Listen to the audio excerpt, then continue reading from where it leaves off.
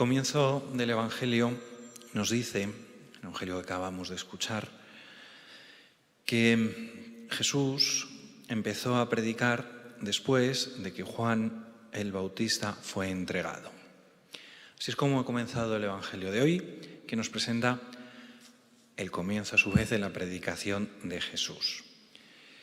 Es precisamente cuando se calla la voz de Juan por medio de esa decapitación de Herodes, cuando Jesús continúa esa predicación.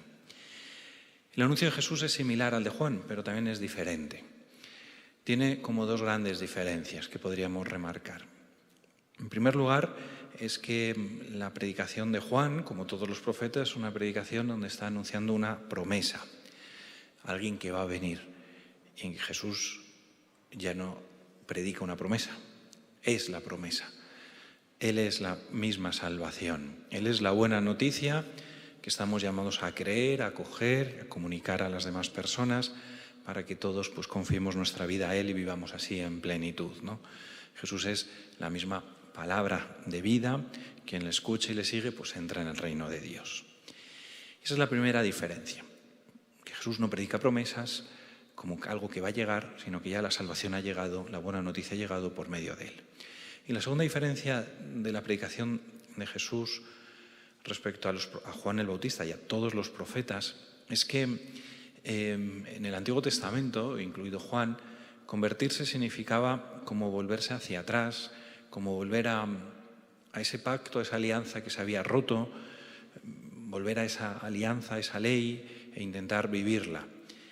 Y convertirse tenía una gran carga moral, ascética, penitencial. Lo hemos escuchado también en la primera lectura, como Jonás invita a la penitencia a la población de Nínive. Entonces tiene ese concepto penitencial, se vistieron de saco y ceniza y ayunaron. Así tenía en el Antiguo Testamento este sentido, ¿no? Conversión como una condición para la salvación. Es decir, si tú mejoras, recibirás la salvación de Dios. Si te portas bien, Dios te va a querer.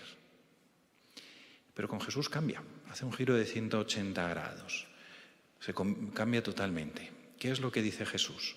Pues que ese significado moral pasa como a segundo lugar. Está ahí, pero está en segundo lugar, no es lo primero. ¿Cuál es el nuevo sentido, ese significado nuevo? Pues que convertirse ya no significa volver atrás, no significa volver a esa alianza que se ha roto, sino que es dar un salto adelante, es lanzarse. Es decir, la salvación está ya aquí, acógela. No es Dios, si te portas bien, Dios te va a querer. No, es Dios te quiere y por eso Él te va a ayudar a mejorar. 180 grados, es un planteamiento totalmente distinto. Por eso, convertirse y creer en Jesús no significan cosas distintas ni sucesivas, significan lo mismo. Es decir, conviértete. Es decir, cree. Es decir, conviértete creyendo. En la medida que crees, te estás convirtiendo. O sea, sé consciente, date cuenta de la novedad que hay en tu vida. Y es esa presencia de Dios. Esa es la conversión, la primera conversión. Lo primero que nos invita el Señor al comienzo de su predicación es hacerse como niño, de ir a otro lugar, para recibir y acoger la salvación. La característica de un niño, como bien sabemos, recién nacido, lo único que hace es recibir cariño, recibir comida, recibir el calor de las sábanas, de la cunita, recibir. No da nada. Pues así somos y así estamos llamados a vivir ante Dios, dejándonos querer por Él. Por eso el convertirse, el creer, el primer paso es lanzarse. Es lanzarse a ese amor de Dios, lánzate al reino de Dios, da un paso adelante, sumérgete en esa presencia de Dios y luego Él ya te ayudará a mejorar en esas cosillas que todos tenemos. Por eso el planteamiento de los niños es fundamental, el vivir en clave de gratitud, porque es todo un regalo de Dios. Pensar que la salvación viene en la medida en que nosotros mejoramos, es algo que estaba muy presente en la época de entonces y es una tentación presente en toda la religión, ¿no? Es al pensar que por nuestro bien hacer Dios nos va a mirar bien, y no, es al revés. Porque Dios nos mira bien, porque nos quiere, te va a ayudar a mejorar y a tener una vida más plena. Es decir, tú con tus obras no te ganas el favor de Dios, ya lo tienes ganado. No porque hagas mejores cosas te va a querer más, es que ya te quiere infinitamente. Por eso es, conviértete, es decir, lánzate, sumérgete en eso. Apuesta todo por el reino de Dios, apuesta todo por Él y verás cómo tu vida cambiará de una forma impresionante, mejorará.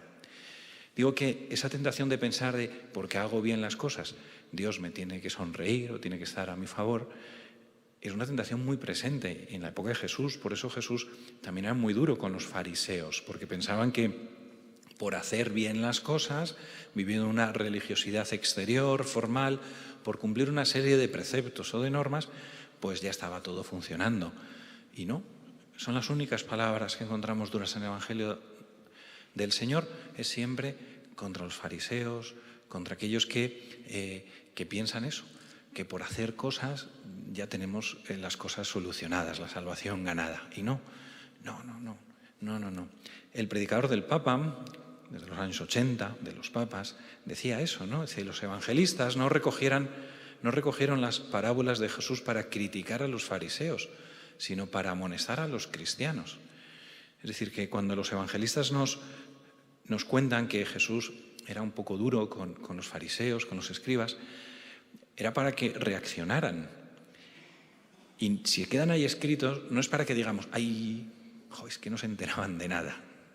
No, eso está escrito para ti y para mí, para que no caigamos en eso, para que no caigamos en una religiosidad formal, que pensemos que por cumplir una serie de cosas todo ya está conseguido y ganado.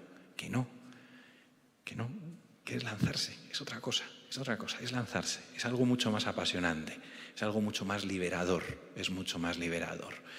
Esa tentación se da en nuestra sociedad. Pensamos muchas veces que con la ciencia, con la tecnología, con espiritualidades improvisadas y tranquilizadoras vamos a encontrar la plenitud interior de felicidad, de gozo. Que no, que es otra cosa. Hay que lanzarse a ese reino de Dios, sumergirse en ese amor del Señor y luego irá viniendo todo lo demás. El Señor irá obrando en nuestra vida. ¿Por qué? Porque el centro del cristianismo no es cumplir una serie de preceptos ni hacer una serie de ritos, sino es Cristo. Todo tiene que estar orientado a esto. Si no estamos orientados a Cristo, si cada cosa que hagamos no nos lleva a estar más cerca del Señor, a conocerle más, a quererle más, a tratarle más, estaría mal planteado. ¿Cuántas veces experimentamos, ¿no?, que realmente queremos cambiar, que queremos mejorar? Pero insisto, no es como yo tengo que mejorar para que Dios esté a mi lado. No, Dios está a mi lado y Él me ayudará a cambiar. Por eso el Papa decía también esas palabras tan bonitas. Jesús está a nuestro lado y nos dice, ven a mí, el trabajo lo hago yo te cambiaré el corazón, yo te cambiaré la vida, yo te haré feliz. Eso es lo que nos dice Jesús. Conviértete y cree en el Evangelio, es esto. Es Dios que te está diciendo, lánzate, que yo te voy a cambiar la vida, yo te voy a cambiar, por supuesto, para bien.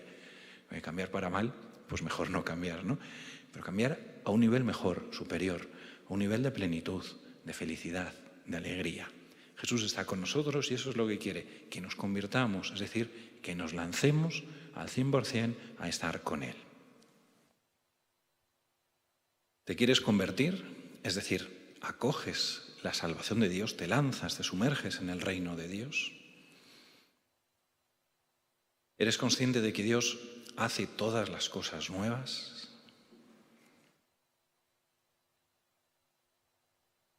¿Quieres mejorar con tus fuerzas o le vas a dejar a Jesús actuar, que haga lo que Él quiera, que es lo mejor para cada uno de nosotros?